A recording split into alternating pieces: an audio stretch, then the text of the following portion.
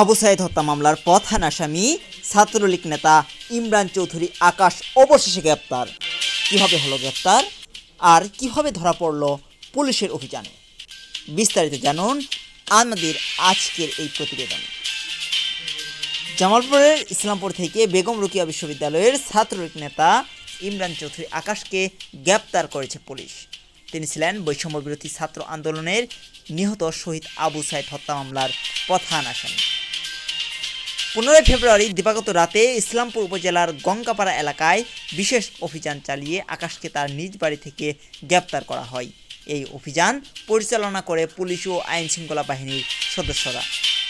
ইসলামপুর থানার officer in charge বলেন, আকাশের বিরুদ্ধে ব্যবস্থা গ্রহণের প্রক্রিয়া চলছে। পুলিশের তথ্য অনুযায়ী একই রাতে আরও আওয়ামী লীগের 2 নেতাকে গ্রেপ্তার করা হয়েছে। এই ঘটনার পর ইসলামপুরের সাধারণ মানুষের মধ্যে মিশ্র প্রতিক্রিয়া দেখা যাচ্ছে। কেউ কেউ বলছেন ন্যায় বিচারের দিকে এগিয়ে যাচ্ছে দেশ, আবার কেউ আশঙ্কা করছেন নতুন সংঘর্ষের। জাবির আহমেদ জিহাদ, নিউজ ডেস্ক।